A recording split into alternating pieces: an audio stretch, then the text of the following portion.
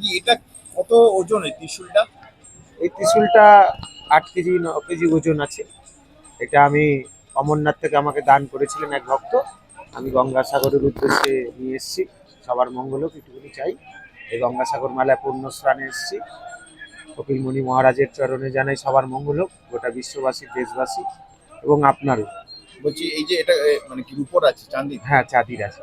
পুণ্যস্নান কখন করবে? পুণ্যস্থান ভোরবেলায়, ঠিক আছে। আমাদের জুলুস বেরোবে রাত্রাইতে ভগবানকে নিয়ে। জুলুসের মাধ্যমে আমরা সমুদ্রের সাগরের উদ্দেশ্যে রওনা দেবো। স্নান করে কপিলমুনি দর্শনে করে ভগবানের চরণে সবার মঙ্গল জানি আবার আমরা নিজেরা আত্মায় চলে আসি। আগের মতো গঙ্গাসাগরের সেই যে ভিড়, কাতর কাতর মানুষ, হ্যাঁ সেরকম আর নেই। মানুষ সেরকম একটা ভয় যেন পিছিয়ে গেছে এই রাজ্য রাজনীতি নিয়ে।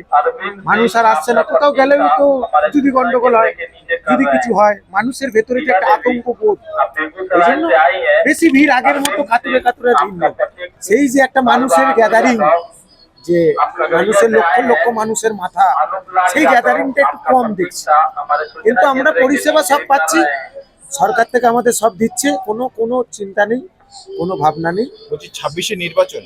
হ্যাঁ, নির্বাচন হোক না। আমি মনে করি, দেখুন সবকিছু দিক দিয়ে যখন সবকিছু পাচ্ছে, বদলানো আমার মনে হয় উচিত হবে না। ঠিকই আছে, যাই পার্টি করুন, রামই বলুন জগন্নাথই বলুন, এখন তো ভগবানকে নিয়েই পার্টি হচ্ছে পশ্চিমবাংলায় রাজনীতি। তো সাধুদের একটু ভাতার ব্যবস্থা কোনো কিছু দেওয়ার, কেন সাধুরা তো সারা জীবনই কষ্ট করে যাচ্ছে। যেমন মৌলভী সাহেবরা ভাতা পাচ্ছে, বাউলরা ভাতা পাচ্ছে, এরকম সাধুদেরও কিছু ভাতা দিক। সেবাটা মেন, মানুষের সেবা হলো পরম ধর্ম। সরকার সেবা দিচ্ছে, মাসিক একটা ভাতা যেমন সবাইকে দিচ্ছে, উন্নতি যেমন সবার করছে, সাধুদেরও করুক, এইটুকুনি আমি চাই।